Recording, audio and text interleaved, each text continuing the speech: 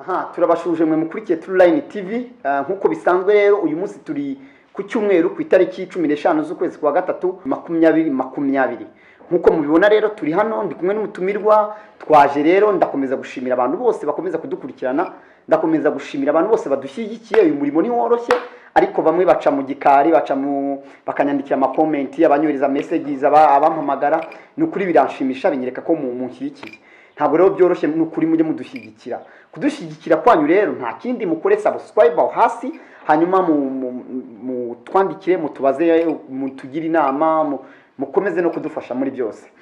Aha, nkuko bisanzwe rero uyu munsi ntabwo ndi njyenyine, ntabwo nazanye na Prince nkuko mubibona, ariko dufite undi mushyitsi uri budufashe mu bintu byinshi cyane. Umushyitsi urimo amavuta y'Imana, uri ufite ubwenge, ufite umwuka w'ubwenge, w'urubyiruko, ni mugenzi wanjye. Aha, reka rero muhe umwanya, hanyuma mvugane nawe, tumubaze amakuru yawe. Amakuru ni meza. Mbakwita ndebwire bari abantu rwose. Nitwa Ngabonziza David.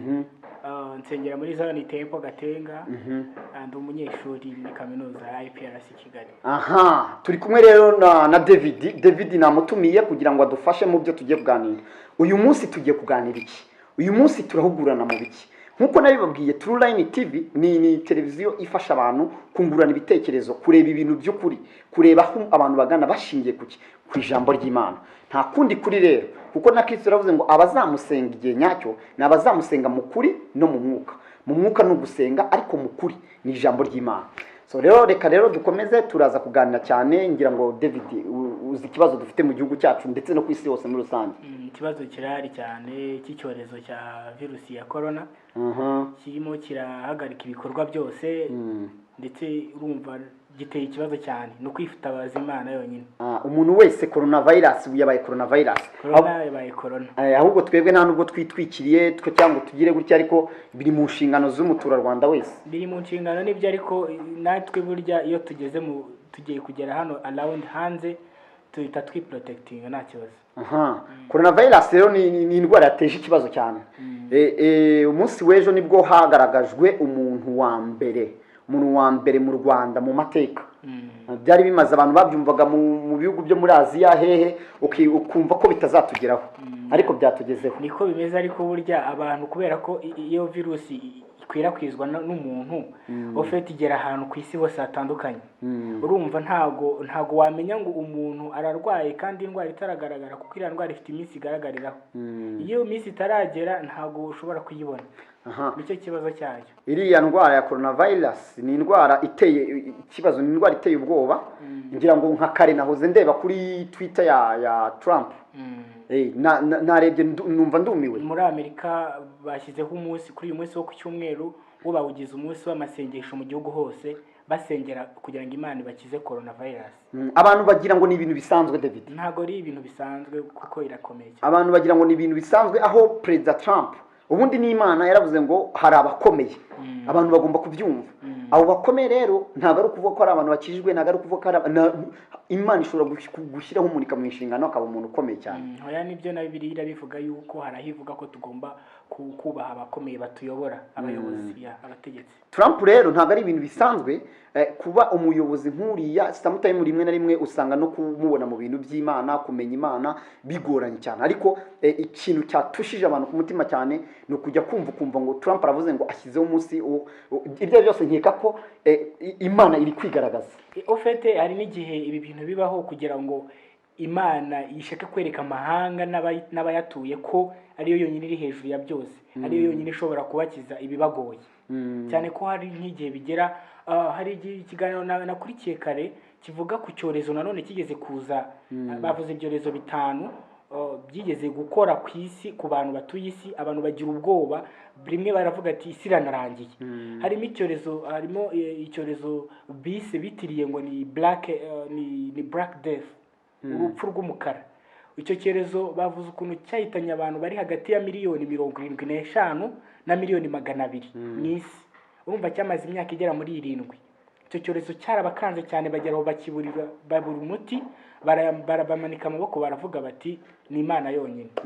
Ariko byaje kurangira. Hari ibindi byagiye bikurikiraho, none na coronavirus nayijemo. Coronavirus yo mu Rwanda ngira ngo n'ubwa mbere ikintu kibakanze, kuko nk'ahantu nabonye ko coronavirus ikomeye. Ubundi mu by'ukuri hari ama institution igihugu kigizwe na institution cyangwa se n'ama organization y'abashinzwe ibintu akubiyemo ama sectors ashobora gutuma ubuzima bw'abantu bwa buri munsi bugenda, nka ziriya za Minedike, za Minisport, za Minafet cyangwa za Minifotra. Ariko ni ukuvuga ngo ikintu gikomeye cyane ngiye naje kureba, ushobora kwibaza ukuntu ziriya institution zifata imyanzuro ikakaye kubera umuntu umwe. Umuntu umwe agatuma Minedike ivuga ngo dufashe mejazi izi abanyeshuri nibataye ibintu, ukabona ibintu bibaye imidugararo. Abafite biriya bintu ukuntu biteye, umuntu umwe ashobora kwanduza igihugu cyose, kuko niba umuntu umwe ashobora kubonana n'abandi batanu, uwagenda asuhuza, wagenda akoraho, ukora ku kintu virusi kahasigara, iriya virusi ifite resistance, urumva niyo mpamvu uje akahakoraho nawe ahita yifata, kandi ni virusi none utinze no kwivuza ikuviramo urupfu urapfa. Urumva rero igihugu cyose ushobora gushiduka cyafashwe. Niyo mpamvu ubona ko ibikorwa byose byahagaze, baravuga bati aha bafite akazi babishoboye bakorere mu ngo zabo, abanyeshuri batahe, aha gusenga mu nsengero bihagarare, musengere mu ngo zanyu, musenge muri bake, kugenda mu ngendo zirimo biriya bihugu birimo coronavirus ku bantu benshi bigabanuke. Donc no kugira ngo tubashe kwigayidinga natwe ubwacu, turebe ko nibura byagabanuka bigahagarara. Coronavirus rero yabaye coronavirus nk'uko bisanzwe, gusa nkatwe nk'abantu ubundi ikintu cyo tugomba kwita twibaza direct, nta kintu na kimwe ku isi nk'uko Bibiri bivuga na kimwe usanga kibayeho bwa mbere. Ibintu byose biba byaragiye bibaho, kandi hari aho biba byaranditswe. Nka coronavirus rero ndagira ngo noneho dufate aya mateka ya coronavirus, kuko inshuro nyinshi hari ubwo twidefana cyangwa se dushaka izindi reference, ariko nyamara numvaga abantu bashakira reference nko mu ijambo ry'Imana. Ufite urumva nubwo hari abantu bayikire no coronavirus, ntago bayikira kubera ko hari umuti wayo, ahubwo bavura bimwe mu bimenyetso byayo. Niba ari inkorora, niba ari uwo muriro, niba ari ibyo bimenyetso bindi bitandukanye, nibyo bavura. None ibyo ngibyo byamara gukira byose, babonye wenda byose byakize burundu, nibwo babona yuko umurwayi nibura yakize. Nta wundi nta rukingo, nta wundi muti ushobora kuvura coronavirus. Ariko hamwe no gusenga, twemera yuko muri iyi si ibintu byose burya Imana iri hejuru ya byose. Nta kinanira Imana. Ebola yaraje none yarakize, ubu ngubu nta gihari, ariko Imana niyo yabanje kubihishura kubera yuko niyo ishobora kuvura indwara zose zishoboka. Rero coronavirus ikigaragara cyo ngimba numva abantu bakamenya uko byagenda kose, uko abantu bakwikarakasa, waba ukomeye, waba woroheje, waba uretse titire gusa abantu bafite, ariko Imana isi ifite nyirayo. Isi ifite ibintu umuntu yibamo adashobora gukontorora. Oya nibyo. Njye nemera ko umuntu ntashobora gukontorora ijoro, umuntu ntashobora gukontorora amanywa, umuntu ntashobora gukontorora izuba, ntashobora gukontorora n'imvura. Nta kintu na kimwe twakontorora. Nubwo abantu bajya ku kwezi cyangwa bakajya ku yindi migabane, ku yindi mibumbe, ariko burya hari igihe Imana nayo ireba ikabona turi gushaka kuyigerereza mu bikorwa, turimo turakora amarobo akavugana natwe. Urumva ko hari urundi rwego umuntu agezeho. Ariko kugira ngo Imana ibashe kutwereka ko iri hejuru ya byose, niyo mpamvu ari n'igihe nayo ntago biba bitunguye yuko iki cyorezo cyiza. Ari igihe tureka kikatugeraho kugira ngo tubashe kungukiramo byinshi, tubashe abantu b'abantu batatekerezaga gusenga bafata umwanya wo kwitekerezaho basenge. Ntabwo Imana baba bitunguye. Nk'uko bisanzwe rero twebwe n'ubundi True Line TV, nk'uko twavuze ko tuvana ukuri mu ijambo ry'Imana hanyuma tukakugaragaza. Reka twifashishe Bibiliya turebe n'iki Imana yavuze ku kintu bita icyorezo. Ese ni ukubera iki? Muri kugira turifashisha imwe mu mirongo Imana yagiye igaragaza kugira ngo tugaragaze neza, kuko ibi ngibi hari ubwo bitungura abantu cyangwa abashaka kumenya aho biva, ugasanga barimo baripoza. None nabonye hari abantu babwiraga Trump bati wizane ibintu byo gusenga, ahubwo wowe ishyiraho umunsi wo kugira ngo abadogiteri bahure. Abadogiteri ahubwo Amerika numva ifite umugisha kuba umuyobozi wawo yatangiye gutekereza ngo reka tubanze Imana mbere kugira ngo abadogiteri bakore. Aho ufite no kuntu yavuze ko ubundi bagendera ku mateka ya Amerika. Amerika ni igihugu cyakomeje kugendera ku jambo ry'Imana. Reba muri White House hari ahantu handitse ijambo ry'Imana, niba riri mu kiye gitabo nago nibuka neza, ariko muri White House ku gikuta handitse ijambo ry'Imana. Iyo ukigeramo uhita ubibona. Ku madolari bakoresha handitseho ijambo ry'Imana, bakandikaho ko Imana ariyo nkuru, kandi ngo handitseho ku idolari ngo we trust in God. urumva ufite ibintu byabo byose, nubwo abazungu bashobora gukora ibintu bibi bishoboka byose, ariko wumva yuko baba bafite icyo bashingiye, bafite Imana iri hejuru ya byose mu byo bakora. Ibi rero nk'uko dusanzwe tubibona buriya Bibiliya igira uko ibivugaho. Hari Imana amateka agibana nta gatwe twenyine twageze ku isi ngira, hari abandi bayibanjirijemo, ariko nta nubwo tugomba no kwibaza ngo nitwe duhuye n'ibi bintu bwa mbere. No, ababibayemo mbere babyitwayemo gute? Kuko byanga byakunda niba atari twe tubaye ku isi bwa mbere, hari abayibayeho, ibyo dukora barabikoze, ibitubaho byababaye, ntabwo ari twe bitangiriraho. None ndagira ngo twifashishe Bibiliya, banza turebe zana nk'umurongo uri mu ngoma za kabiri. Reka turebe mu ngoma za kabiri, hari aho babitubwira. Mu ngoma za kabiri igice cya 7 umurongo wa 13 turageza ku wa 15. Dusomere turebe noneho biduhe kumenya icyo Imana yavuze, kuko hari igihe inshuro nyinshi dushakira igisubizo aho kitari, ariko nyamara hari igisubizo rero nta kindi ni ugusubira ku isoko. Isoko rero nta yindi ni ijambo ry'Imana, kugira ngo twumve neza icyo Imana yabivuze. Reka dusome mu izina rya Yesu Kristo. Baravuga ngo nindamuka nkinze ijuru imvura ntigwe, cyangwa nintegeka inzige ngo zone igihugu, cyangwa ninohereza mugiga mu bantu banjye, maze abantu banjye bitiriwe izina ryanjye nibicisha bugufi bagasenga, bagashaka mu maso hanjye, bagahindukira bakareka ingeso zabo mbi, nanjye nzumva ndi mu ijuru mbababarira igicumuro cyabo, bakirize igihugu. Nk'uko rero biri kugaragara muri iri jambo, ibintu ni bitatu.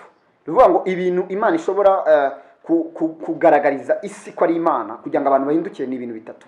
Icya mbere tubonyemo imvura ntigwe, ijuru nirifunga. Ariko tekereza iryo jambo ngo ijuru nirifunga, ijuru nirijyaho inzugi, ni ukuvuga ngo nta kintu kizaba gikora, ibintu byose bizahagarara, abantu bazahangayika. Nindamuka nohereje inzige, nindamuka, urumva Imana twarazibonye. Ni ukuvuga ngo Imana ishyiraho abantu, ariko igashyiraho n'ikintu iteganya kubakorera, ntibahishe.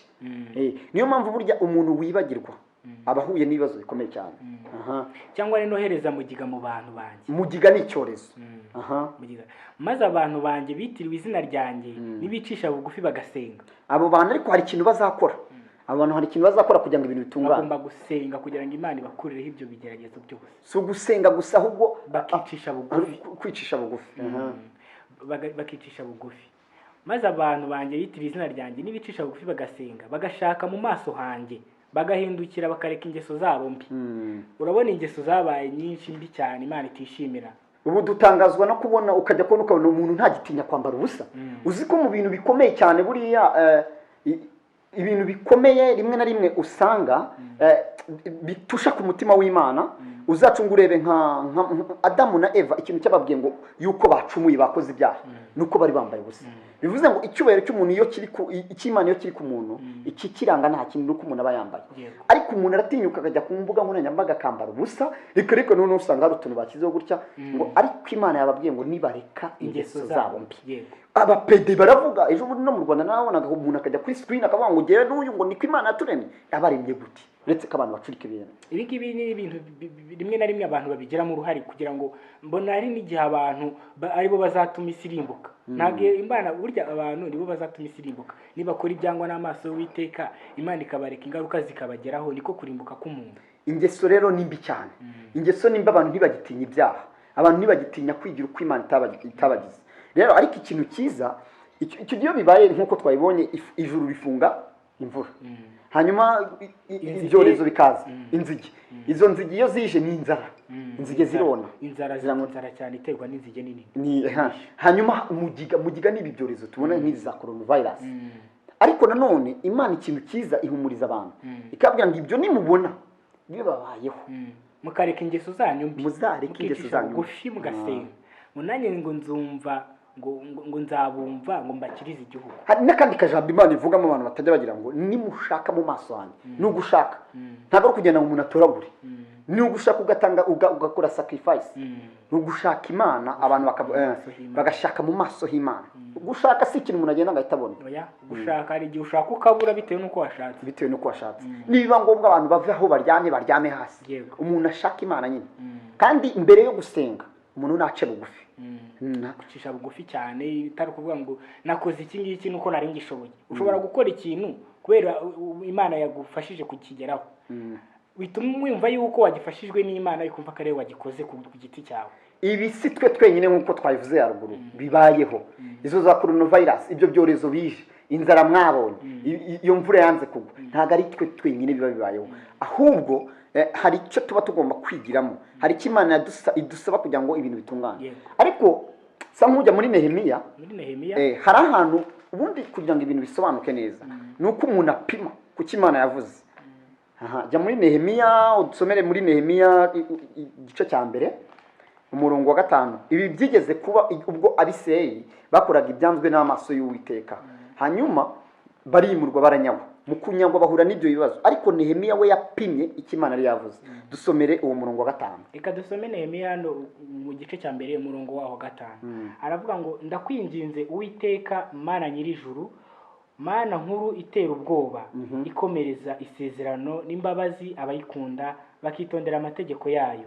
None tegera ugutwi kwawe kumve n'amaso yawe, sabira abagaragu bawe b'Abisirayeli, natura ibyaha Abisirayeli twagukoreye, niko jyewe n'inzu ya data twaragucumuye. Nta kindi rero urumva Imana hahandi mu ngoma za mbere 21 11 Imana yatubwiraga ngo ariko ngo abantu nibashaka ngo kuva icyo gihe nibabona mu maso hayo, urumva ngo kuva uwo mwanya ngo izagireba amatwi yayo yumve. None Nehemiya yibukije Imana rya jambo, bivuze ngo nguki hari kigomba gukorwa. Ngira ngo muri kubyumva neza uburyo icyo Imana idusaba kugira ngo ibi bintu byose bihagarare, bidakuyeho yuko mugomba gukurikiza gahunda izari zose z'abakomeye Imana ibaradushyiriyeho, kuko nibo bantu bonyine. Ijambo ry'Imana riravuga ngo Imana yabwiye Mose ngo nzagutegurira, ngo nzaguha abanyabwenge, ngo abo banyabwenge nibo bazagufasha kubaka iki ihema iry'ibonaniro. Hanyuma no kuvuga ngo hari abayobozi Imana ibaraduhaye, abo ni Imana icishamo rya yereko, ariko hari abagomba gusenga, hari abagomba kwinginga kugira ngo n'Imana nitanga yereko ibone irinyuze muri babantu nyabyo. Ngira ngo nta nubwo twatanga ingero nyinshi muri Bibiliya, twatanga ingero nyinshi. Ngira ngo ushatse waza reka dutanga urugero rwa nyuma ariko turangiriza uze mu rugero ruri mu ngoma za kabiri, niza kabiri za mbere. Ni za mbere 21 ahubwo ni nabinyuranyije hahandi hambere hari ingoma za kabiri 7:13 niho twasomye mbere. None ngwino mu ngoma za mbere 21:11 umurongo. Komeza nawe. Reka dusome turebe icyo Bibiliya itubwira. Nuko Gadi asanga Dawidi aramubwira ati Uwiteka avuze ngo hitamo icyo ushaka. Ari uguterwa n'inzara izo twavuze, cyangwa kumarwaho n'ababisha bawe amezi 3. Izo ni intambara. Yego, inkota zabo zikugeraho, cyangwa se inkota y'Uwiteka iminsi 3. Ariyo mugiga yatera mu gihugu, na marayika w'Uwiteka akarimbura mu gihugu cya Isirayeli cyose. Nuko rero tekereza umbwire uko nsubiza uwantumye. Muri makeya rero nk'uko tubyumvishe, ibyago bibera ku isi n'ibyago bigira ubutatu. Ni byinshi ariko iby'Imana igaragaza ni bitatu. Ariko ntabwo ibyo byago bishobora kuba hatari impamvu, ntabwo ibyo byago bishobora kuba hatari impamvu runaka Imana ikoze ibyo bintu. Abantu bagomba kubanza kubisobanukirwa. Ariko nubwo Imana ibateza ibyo byago, Imana yacu ngo ni nyembabazi. Imana ari nyembabazi, irakubabarira iyo ishatse kwihana, ariko ishyiraho amahame. Ni iyihe mpamvu ndi bukubabarire nushaka mu maso hanjye? Ngira ngo abantu bakagombye kubanza kumenya ibyo bintu mbere kugira ngo abantu batake cyangwa bishakire izindi nzira, ahubwo babanze bashake mu maso y'abantu, mu maso y'iki, mu maso y'Imana. David wakoze kumfasha gusesengura amagambo. Murakoze namwe.